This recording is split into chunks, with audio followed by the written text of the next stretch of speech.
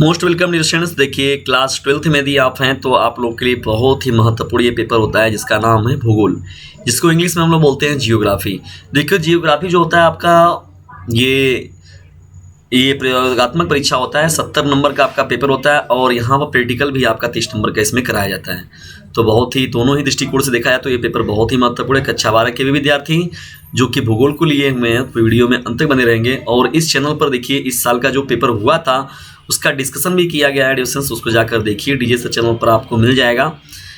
तो चलिए यहाँ पर स्टार्ट करते हैं किस तरीके से आपका सिलेबस है, किस तरीके से आपको बोर्ड की रणनीति बनानी है, कौन कौन टॉपिक है, कितने कितने नंबर का कहाँ से प्रश्न पूछा जाएगा, उसी तरीके से आपका अध्ययन करना है। ठीक है, ये बहुत ही इंपॉर्टेंट होता है। कोई भी चीज़ों का किसी भी सब्जेक्ट को आप कर रहे हैं, किसी विषय को पढ़ रहे हैं, किसी भी क्लास में जब आप अटेंड कर रहे हैं तो उसका सिलेबस का ज्ञान होना बहुत ही इंपॉर्टेंट होता है। तो चलिए यहाँ पर हम लोग करते हैं स्टार्ट।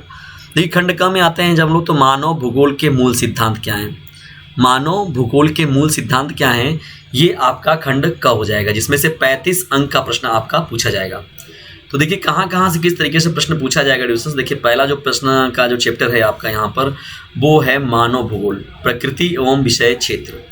क्या है? प्रकृति एवं प्रकृति का मानवीकरण, यानी मानव का प्राकृतिकरण एवं प्रकृति का मानवीकरण। यानी मानव को प्रकृति ने किस प्रकार प्रभावित किया है और प्रकृति को मानव ने किस प्रकार प्रभावित किया है, इन दोनों का जो हम लोग सामंजस्य पढ़ेंगे वो पढ़ेंगे हम लोग मानव भूगोल में।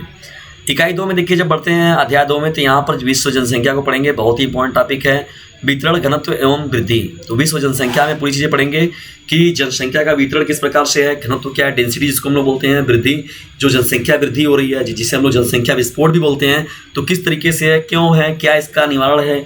ये बहुत ही इंपॉर्टेंट टॉपिक है और हर बार प्रश्न पूछा जाता है।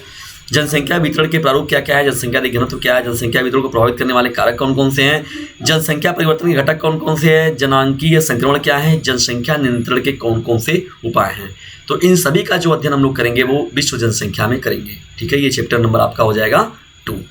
जब आगे बढ़ते हैं डिस्कशन तो यहाँ पर देखिए जब जनसंख्या की बात होगी तो अगला टॉपिक जो हम लोग का आएगा इसमें वो आएगा मानव विकास। ठीक है, मानव विकास में जब हम लोग बढ़ते हैं तो देखिए यहाँ ये बहुत इंपॉर्टेंट टॉपिक हो जाएगा आप लोगों का मानव विकास। तो मानव विकास में अवधारणा, वृद्धि और विकास, मानव विकास के 4 स्तंभ कौन कौन से हैं और अंतर्राष्ट्रीय तुलनाएं करेंगे हम लोग। मानव विकास में देखा जाए तो ह्यूमन डेवलपमेंट किस तरीके से अदर कंट्री की या इंटरनेशनल लेवल पर ये कंपेरिजन किया जाएगा कि इस कंट्री का इस कंट्री के साथ, इस कंट्री का इस कंट्री के साथ, या भारत का किसी और कंट्री के साथ क्या है, ये हम लोग इसका अध्ययन करेंगे इसमें।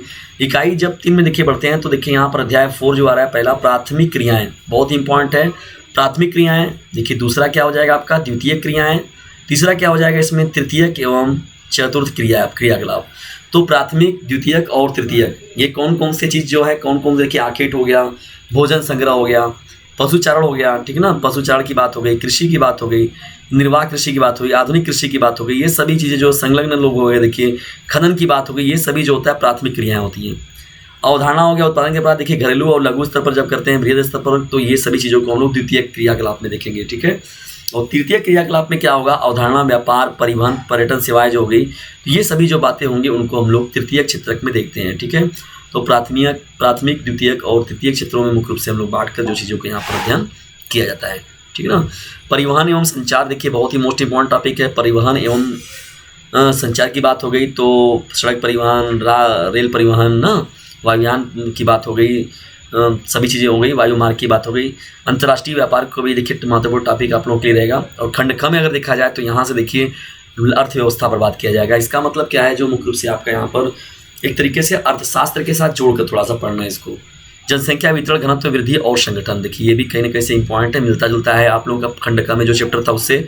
मानव बस्तियाँ हो गई तो ग्रामीण बस्तियाँ हो गई, शहरी बस्तियाँ किस प्रकार से वितरण उनका है, भू संसाधन क्या है और कृषि के मुख्य फसलें क्या हैं, मुख्य फसलों का विवरण क्या है, वितरण क्या है, किस तरीके से किसको तैयार है, क्या क्या किसके लिए उपयुक्त चीज़ें चाहिए, दशाएं चाहिए। जल संसाधन में पढ़ते हैं हम लोग खनिज संसाधन, देखिए यहाँ पर है बात के संदर्भ में नियोजन और सतत पोषणी विकास। ठीक है ना, परिवहन तथा संचार को देखा जाएगा, अंतर्राष्ट्रीय व्यापार को, भौगोलिक परिप्रेक्ष्य में चयनित कुछ मुद्दे एवं समस्याएं, तो ये सभी चीज़ें जो होंगी वो शामिल की जाएंगी। और प्रयोगात्मक में देखा जाए खंड ग में तो यहाँ प्रयोगात्मक में देखिए आंकड़े, स्रोत एवं संलग्न के रूप में, औसत माध्य की गणना, केंद्रीय प्रवृत्ति के माप, माध्य माध्यिका, बहुलक एवं तुलनात्मक सबका अध्ययन करेंगे। चार्ट के द्वारा, विषय के द्वारा, फ्लो चार्ट के द्वारा, आरेख के द्वारा, दंड आरेख के द्वारा, मानचित्र के द्वारा, बिंदु निर्माण के द्वारा, सभी चीज़ों के द्वारा हम लोग इसका अध्ययन करेंगे। तो इस तरीके से डिस्कशन आप लोगों का जो सब्जेक्ट है उसका वितरण है। तो सिलेबस आपको कैसा लगा इसके बारे में कमेंट बॉक्स में ज़रूर बताइए। जल्दी मिलते हैं हम लोग नेक्स्ट वीडियो में।